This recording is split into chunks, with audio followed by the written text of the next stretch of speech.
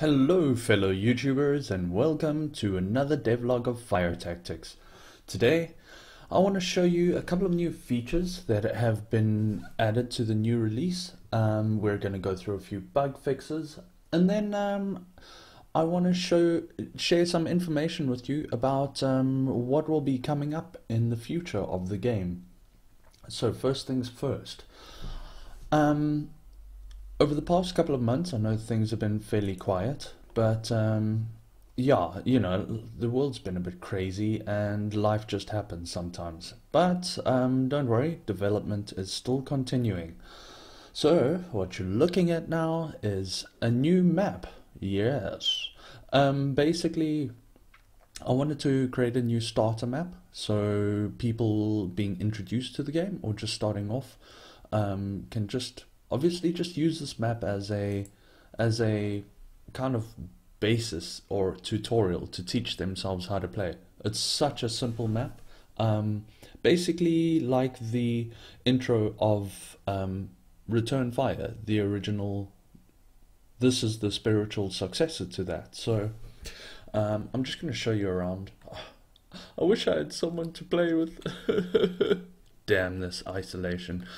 No, I'm just teasing. Well, yes, damn this isolation, actually.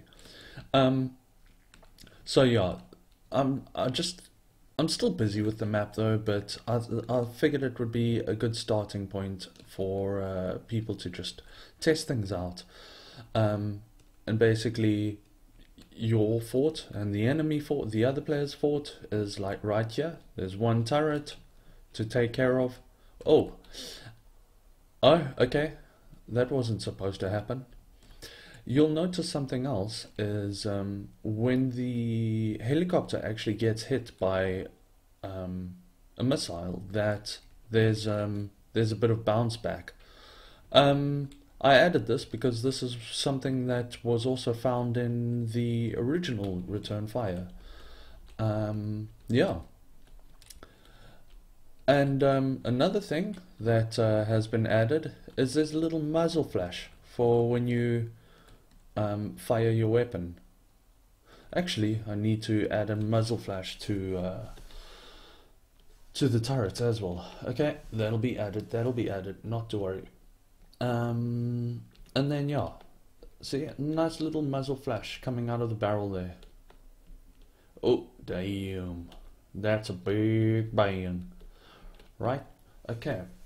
So there were a couple of bugs that I had to fix. Basically, when player 2 had their helicopter out and you would fire at it, if a turret would fire at it, the helicopter would raise in altitude, and then basically the game would just be completely unplayable.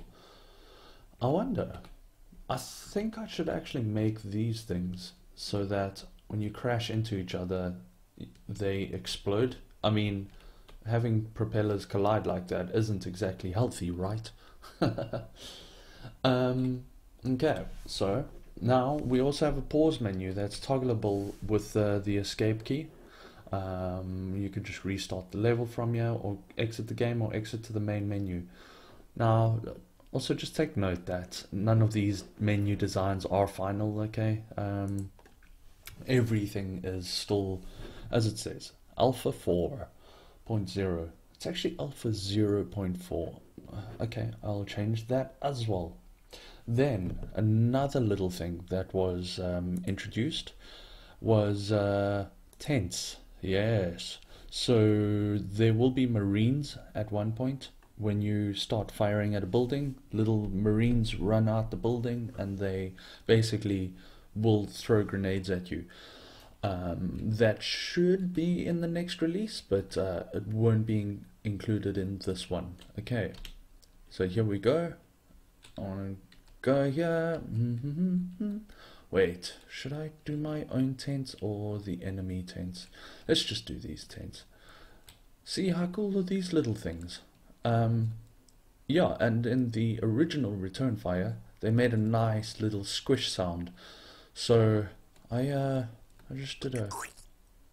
I know, it sounds nice and disgusting, right? Oh man, really?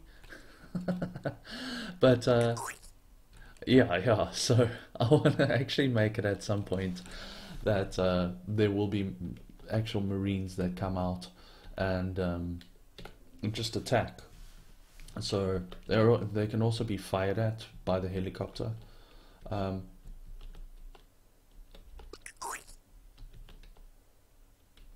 wow, okay. I need to increase the hitboxes on that. Okay, that's fine. That's fine. That's not a major thing. Um, and then yeah, there were a couple of other bugs. Basically, where when a player dies and you restart the game, then the lives of the vehicles would still stay the same. So let's just go here. No. Okay, so this death intro, I'm going to change that. Um, the classic game had the skull that goes ha ha ha ha ha ha ha ha ha ha. I'm actually, I don't know if that's a copyright infringement if I have to actually include something like that. I love that laughing skull. It was so like condescending and infuriating.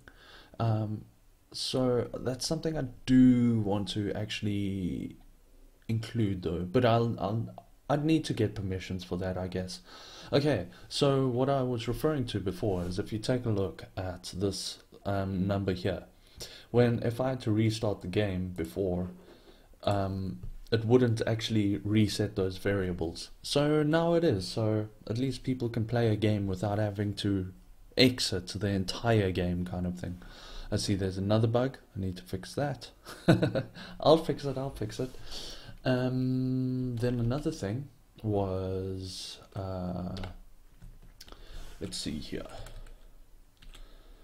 Oh yes, so the repair buildings weren't, these buildings weren't destroyable. Now they are. So if I fire at it, I'll improve the whole damage and explosion effect. But yeah, that's something that wasn't available in the previous build, and now these things are all destroyable, which is it's obviously needed. Let's just test this out. So yes, what I'm gonna dive into next is in the next build. I'm gonna let you guys know what should be available. I'm seriously hoping to get the Marines in. Whoa there, that was a long shot, fella. Ow, ow. Enough of that. Okay, so what I do want to include is I need to balance the damage that's done to each vehicle. As you saw there, the turrets shooting at the helicopter didn't really do much damage to the heli, which means you could just fly in there with a heli and take an entire base out. Then another thing I need to include is customizable controls. And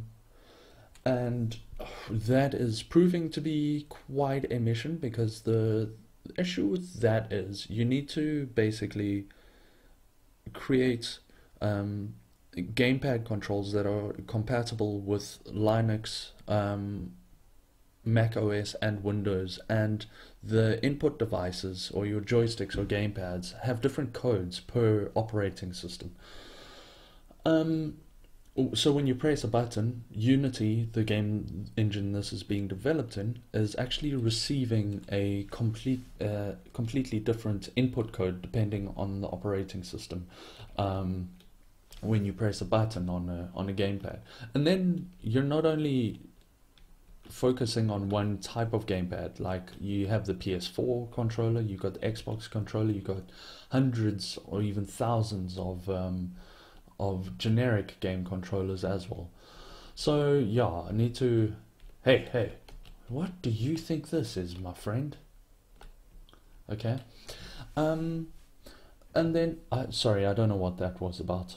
Then another thing I need to focus on is optimizing performance. There have been reports from people with lower end hardware that the game doesn't run too great. I have included graphical settings in an earlier build, so I mean that will help. But there's nothing at the moment that's kind of like occlusion culling, and um, I need to optimize a lot of the meshes. I could just combine the vehicle meshes to reduce a lot of the polygons, or reduce the poly count in general. There is quite a bit that can be done. Um, and then yes, so I'm going to leave a link to the Trello board in the description, and that basically has everything that's going to be included, everything that's coming up, and things that I am considering, like a map editor, customizable team flags, and then maybe playing as a foot soldier, an individual foot soldier instead of the vehicles. I don't I don't know how feasible it would be, but we'll see, we'll see.